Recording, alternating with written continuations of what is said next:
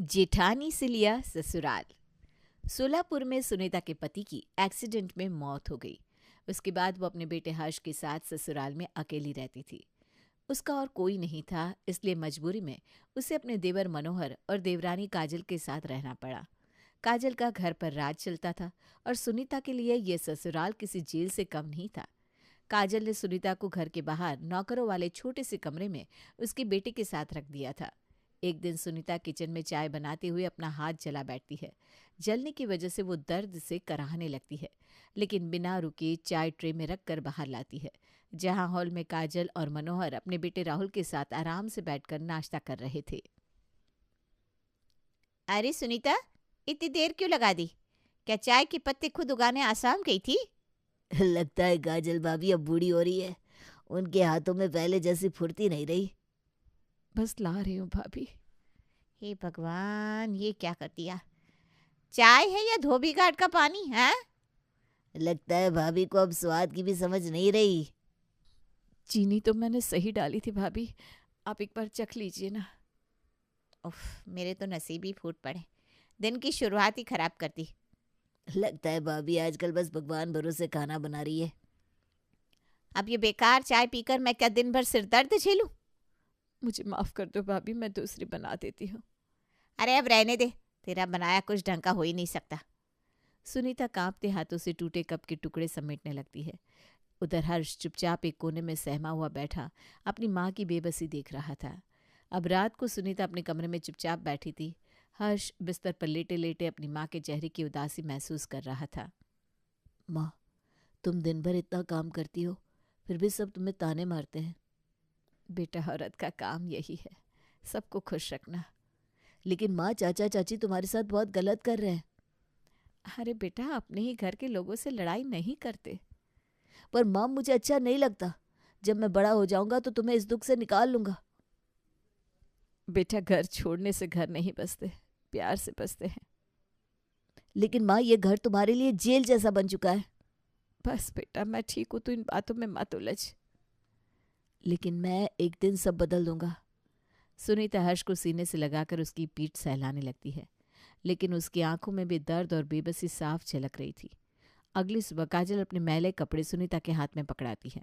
सुनीता चुपचाप कपड़े लेकर बाहर जाती है और धोने लगती है। तभी मनोहर रस्सी काट देता है और सारे कपड़े किचन में गिर जाते हैं।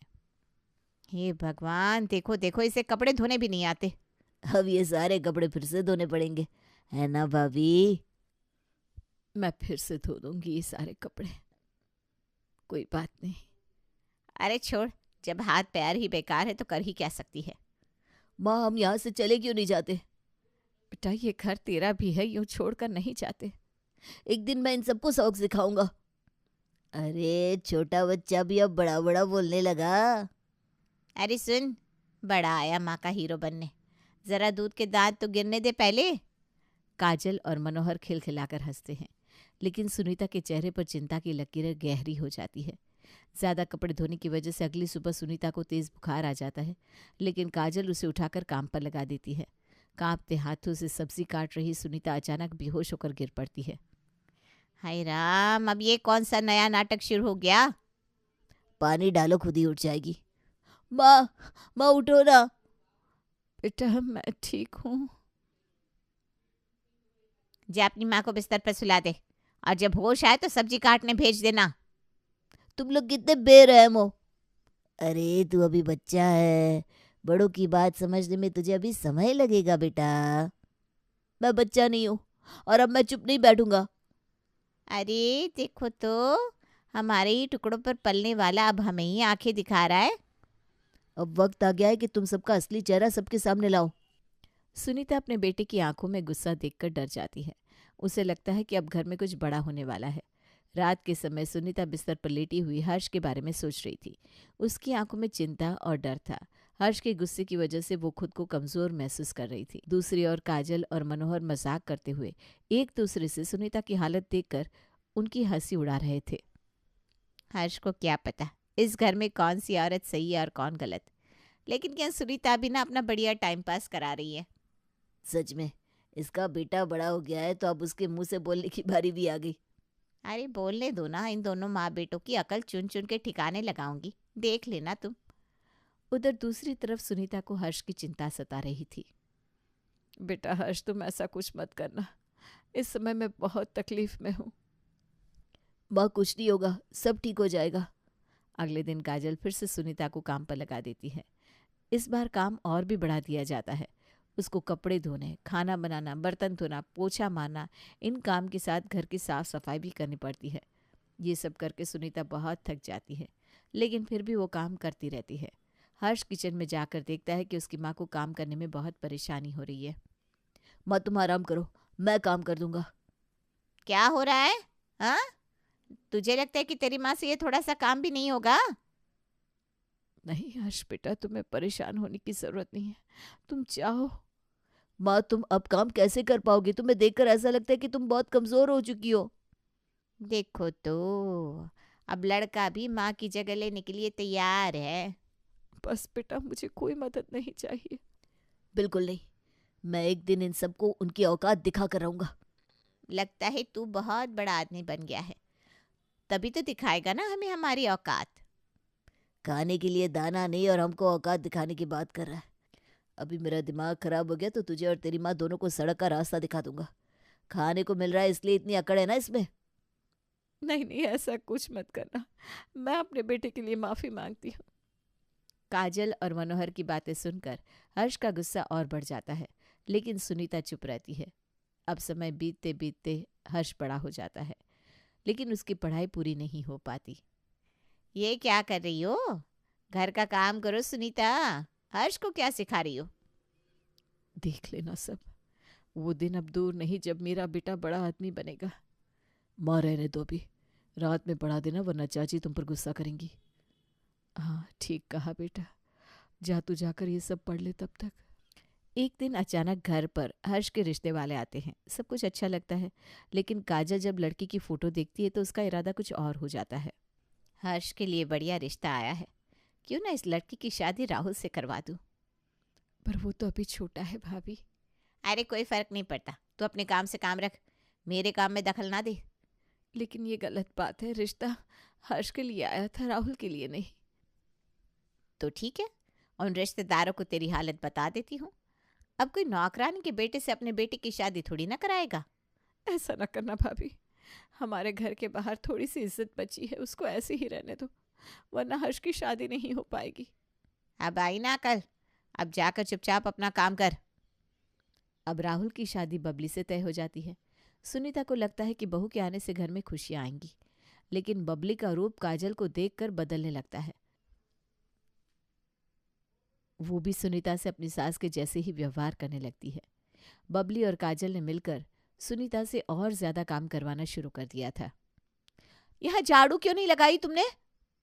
सुनीता, ये क्या हाल बना रखा है घर का? मैं करती तो हूँ, लेकिन अब मैं थक गई हूँ। हाँ, खाना खाते समय तो नहीं थकती, अब कैसे थक गई? मम्मी जी जल्दी से ये साफ करवाओ, मुझे ये सब गंदगी देखकर चक्कर आ रहे हैं। सुना ना तूने, मेरी बहू की तबीयत अगर खराब हुई ना तो मैं तुझसे 2 गुना काम करवाऊंगी, समझी? चल जल्दी से करिए। नई बहू के आने के बाद हर रोज सुनीता को बासी खाना खाने को मिलने लगा, जबकि बाकी लोग गर्मा गर्म खाना खाते थे। ये सब सहकर भी सुनीता फिर भी खामोश रहती थी।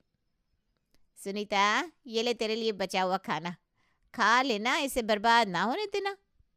अब मैं क्या करूं, खाने को यही तो मिलता है। अरे महारानी जल्दी खाओ, उसके बाद बर्तन भी धोने। हाँ हाँ खा रही हूँ। काजल ने एक बार फिर से अपना पुराना प्लान बनाना शुरू कर दिया। अब उसकी नज़र हर्ष की शादी पर थी, तो वो सोचने लगी, मैं हर्ष के लिए ऐसी लड़की लाऊंगी जो पूरी नौकरानी बनकर मेरा घर वाला काम करे और मुझसे कभी ज़बान भी ना लड़ाए। पर मम्मी जी, उसकी शादी अब करवाना ही क्यों चाहती हो? अरे बबली, वक्त का खेल है, सुनीता अब ज़्यादा काम नहीं कर पाती और इससे ज़्यादा काम लेंगे तो ये निकल लेगी, इसलिए अब उसके लड़के की शादी करवानी होगी। वाह मम्मी जी, अब कितनी स्मार्ट हो। एक दिन अचानक हर्ष घर आता है और सबको बताता है कि उसने शादी कर ली है। उसकी पत्नी सोनाली घर में आती है और काजल ये देखकर चौंक जाती है, क्योंकि उसका प्लान अब फेल हो चुका था।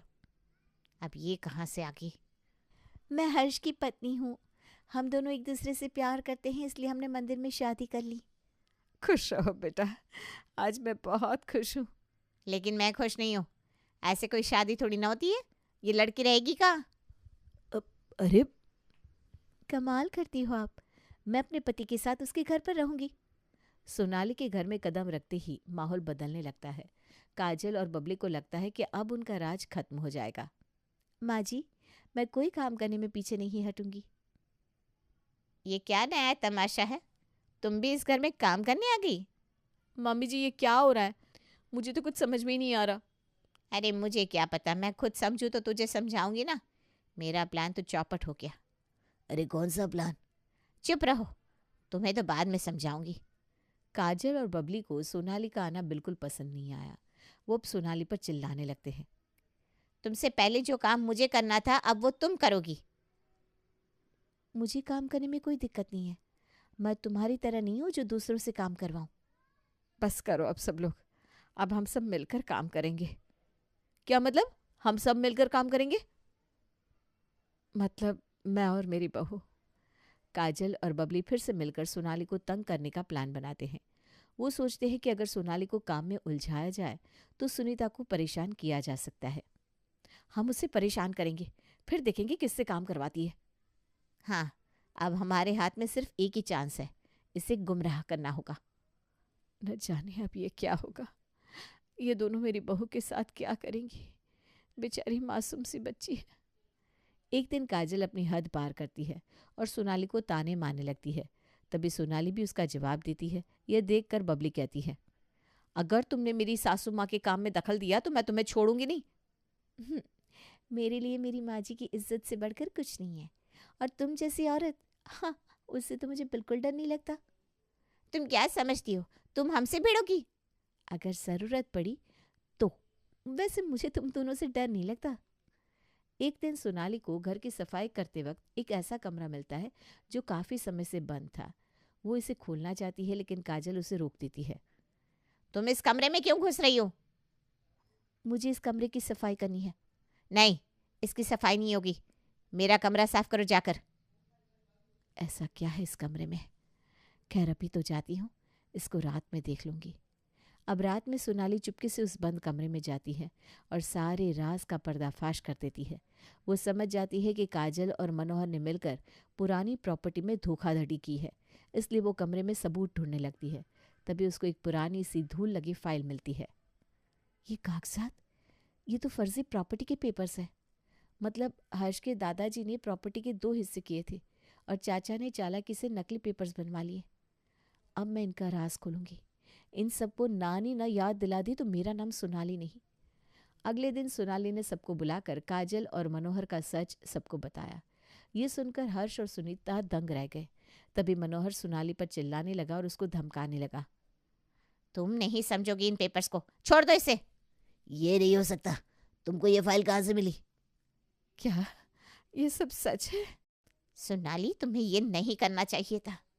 मैं तुमको ये सब नहीं करने दूंगा। मैंने इस प्रॉपर्टी को पाने के लिए बहुत मेहनत की है। अब सोनाली ने सबको बताया कि वो पेशे से वकील है। ये सुनकर वो तीनों पूरी तरह से डर गए। उन्होंने कभी नहीं सोचा था कि उनके षड्यंत्र का खुलासा होगा। अब सोनाली ने न सिर्फ प्रॉपर्टी के राज का पर्दाफाश किया, बल्कि वो काजल और मनोहर को भी धमकाती है कि वे सब कुछ सही करें। अगर तुमने अपनी चालाकी नहीं छोड़ी तो मैं तुम्हारी सारी धांधली खोल दूंगी। तुम हमें समझ नहीं पाओगी, तुम गलत कर रही हो। अगर ये बात सबको पता चली तो हम कहाँ जाएंगे? सोनाली अब अपनी ताकत दिखाती है और काजल मनोहर से साफ साफ कह देती है कि अगर उन्होंने कुछ किया तो सब कुछ उनके खिलाफ हो जाएगा। अगर तुमने मेरी माँ जी के खिलाफ कुछ किया तो मैं तुम्हारी पूरी जिंदगी बर्बाद कर दूंगी। पूरे शहर को बता दूंगी कि तुमने अपने भाई की प्रॉपर्टी हड़प कर उनकी पत्नी और बेटे से अपने घर में नौकरों वाला सलूक किया है। तुम ऐसा नहीं कर सकती, इससे समाज में हमारी पूरी इज्जत मिट्टी में मिल जाएगी। हमें माफ कर दो, लेकिन ऐसा मत करो। सोनाली ने अब पूरी तरह से मनोहर को फंसा लिया था। वो जानती थी कि ये सही समय है जब उसे अपनी सास और पति के लिए सही कदम उठाना है। तुम लोगों ने जो किया वो अब सबको पता चलने वाला है। तुम मेरे साथ ऐसा नहीं कर सकती। तुमने अपनी ही फैमिली की जान को खतरे में डाला है। सोनाली, ये सब तुम नहीं कर सकती, तुम नहीं समझोगी। अब काजल और मनोहर को अपनी सच्चाई का सामना करना पड़ता है। सोनाली ने कड़ा रुख अपनाया और उन्हें समझा दिया कि अब उनके पास कोई रास्ता नहीं बचा। अब तुम दोनों को अपने किए का हिसाब देना होगा। हम तुमसे माफी मांगते हैं, पर ये सब तुम्हारे लिए नहीं है। मैंने सब कुछ किया है, लेकिन तुम मेरी जान क्यों ले रही हो? तुम दोनों ने हमें कितना सताया है, अब तो सच सामने आ ही गया। मनोहर अब अपने किए पर पछताता है और सोनाली से माफ़ी मांगता है, लेकिन अब काफ़ी देर हो चुकी थी। सोनाली, हमसे जो भी हुआ वो गलत था, हमें माफ़ कर दो। तुम्हारी माफ़ी का कोई मतलब नहीं, अब मैं वही करूँगी जो सही है। हमारे पास अब कोई रास्ता नहीं, सब कुछ खत्म हो गया। अब तो बस यही करना चाहिए था। सोनाली ने सबको समझाया कि ये केवल उनके परिवार का नहीं बल्कि उनके भविष्य का सवाल था। अब वो सबका फैसला करने वाली थी। तुम दोनों ने मेरे सास और पति को बहुत दर्द दिया है, अब इसकी सजा भुगतो। हम जानते हैं कि हम गलत थे, लेकिन अब क्या होगा? अब सब कुछ सही हो जाएगा। सोनाली ने मनोहर और काजल से माफ़ी की शर्तों पर समझौता किया।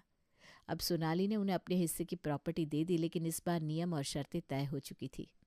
ठीक है, लेकिन इस बार तुम्हें सब कुछ नियम से करना होगा। तुम हमें कैसे माफ़ कर सकती हो? हम सब ने बहुत कुछ सहा है, अब सब ठीक हो जाएगा। हमें सही रास्ता दिखाने के लिए धन्यवाद। अब परिवार के अंदर शांति लौट आती है। काजल और मनोहर को उनके कर्मों का फल मिल चुका था। सोनाली ने कड़ी मेहनत और बुद्धिमानी से परिवार को एकजुट किया। अब हम सब एक साथ खुश रहेंगे। तुम सही कहती हो, अब हम अपने काम खुद करेंगे। हमने जो गलत किया उसका पछतावा है, अब हम खुद को सुधारेंगे। अब परिवार में प्यार होगा, कोई टकराव नहीं होगा। सोनाली की मदद से अब सब कुछ व्यवस्थित हो गया था। वो अपने परिवार के साथ सुखी जीवन की ओर बढ़ने लगे। काजल और बबली को भी घर के काम करने का जिम्मा दिया गया। सोनाली के सबक ने पूरे परिवार को एक साथ बांध दिया और सब खुशी से रहने लगे।